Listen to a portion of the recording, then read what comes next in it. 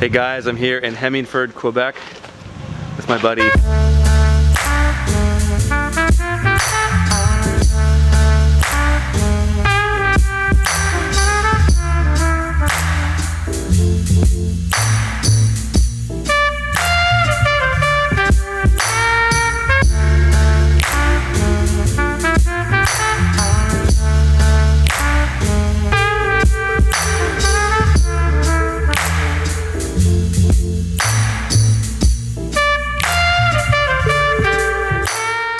Today I'm just going to give you guys a little tour of what's going on. We're going to check in with JM and see what's going on with Les Fermes du Quatre-temps. What's new on this farm, I can already tell there's a ton of new stuff. And right now, JM and I are actually kind of laying out logistics for the week. So we're teaching a 5-day workshop together up here at the farm, and we're kind of going through and looking at things and trying to coordinate what we're going to do where and when. But I thought this would be a good opportunity to show what's going on at the farm. This is my day off. And this is his day off, so he's got a big week. And we're visiting the farm. Yeah, so it's a special treat. Yeah, so we're in the greenhouse right now, and it's just pumping. Like, this is crazy amount of stuff coming off the farm right now. Tell us about what's going on in here, Jam. We are now mid-June. Yep. Tomatoes were planted in the ground early March.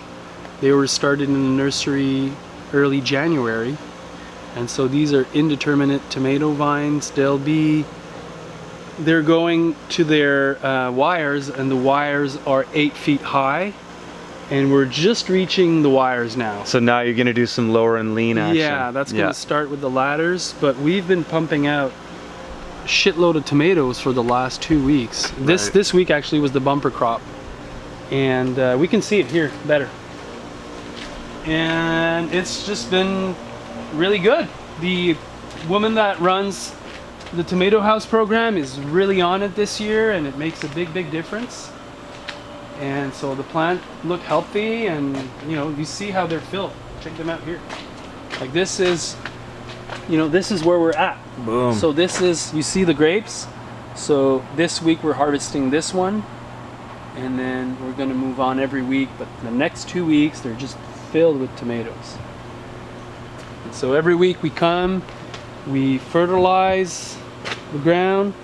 So and then a we liquid fertilizer?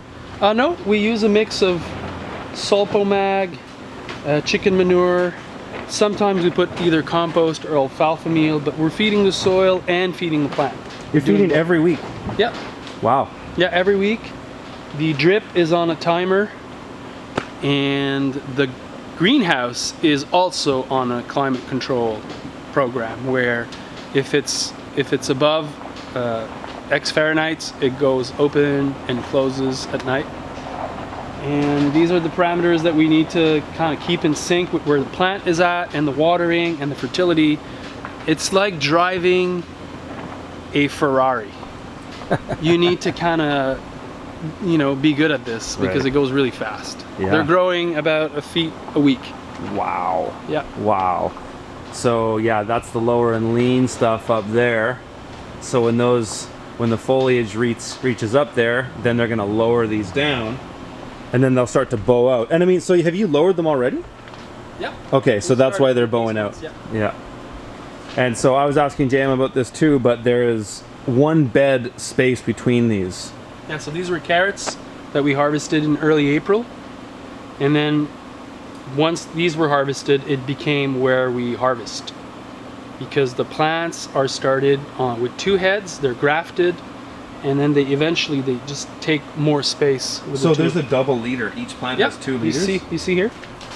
Okay, so it's one plant with 2 heads splitting up, so it's less expensive, and it takes less space in the nursery. Interesting. That's how we maximize space and yield in the greenhouse and in the nursery. And you see another trick. This is a eggplant plant, and these eggplants are more susceptible to all the diseases and the insects. Yeah, I noticed you've got an eggplant at the end of each row. So these will get infected with either the diseases, or they'll get attacked by insects before the tomatoes. It's like a sacrificial. And we see because they're in the front. Wow, and then you know how to respond. Yeah. Wow, So it's just, interesting. Yeah, there's a lot of little tricks going on like that. Yeah. Cucumber City. So this batch is done with. Imagine that. Already finished your Yeah. first succession. Yeah, we're starting a new one. And these guys just gave and gave and gave and gave and gave and gave and gave. The only reason why we're stopping is because we always plan successions after 6-7 weeks, because sometimes they get more. They get too diseased. Yeah, and so it's going to be just too much. So we're going to drop them this week. Move on. These are pretty awesome. Is that fairy tale? Fairy tale. It is. And Yeah.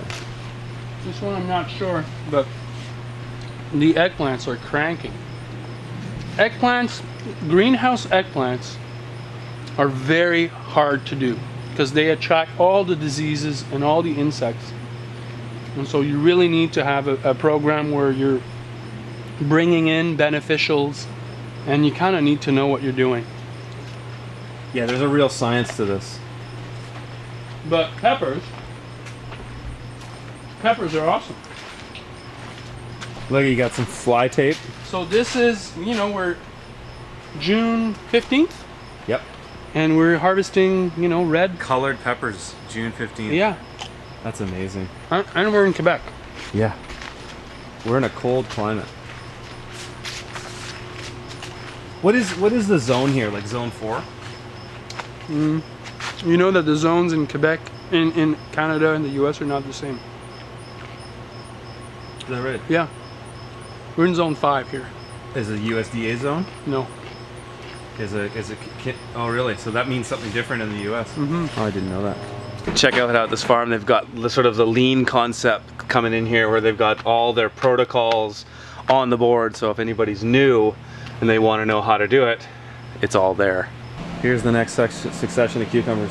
So when was the first batch of cucumbers started? We always aim to have cucumbers by mid-May. And then when was this? So 4 weeks before. When were these started? These were started probably 7 weeks ago. So yeah, there were 2 weeks in the nursery, and now they're like probably 3 weeks in. Nice. There was chickens here in the winter. That's right. The chickens were in here. Chickens were in this house. Right. And now we have a lot of bell peppers and more eggplants. Okay, so what is the spacing? The spacing is 9 inch on the row. 9 inch on row, single row. And so these air tubes are working well for you guys, eh? Yeah. You like that system? Yeah, the air tubes here, what they allow is to diffuse the heat better and to avoid, like in our climate, the main problem is mildew and dampness, and so what it brings heat to the bottom of the plant, so it circulates better. Yeah. In other climates, you want to cool your greenhouse. Yeah. It's not really our case. So the little I know about beneficial insects is you've got a bait plant here. Yeah. These are a bait plant for aphids, right? Yep. It's that grass that aphids like. And so you've already got aphid pressure in here. I can see it everywhere. We always have the pressure. Aphid pressure. Oh, and you've got multiple types of aphids in here too. I see black, brown, and green aphids. And you'll see the lacewings that eat them. Yeah, so that's what you're using as lacewings? Lacewings and ladybugs. Wow. Yeah, but this needs to be dealt with. So usually if we're starting to lose control, we'll spray and then we'll introduce. So what are you spraying? Safeguard. It's insecticidal soap. Right. Oh, like safer soap. Safer soap. Yeah, okay.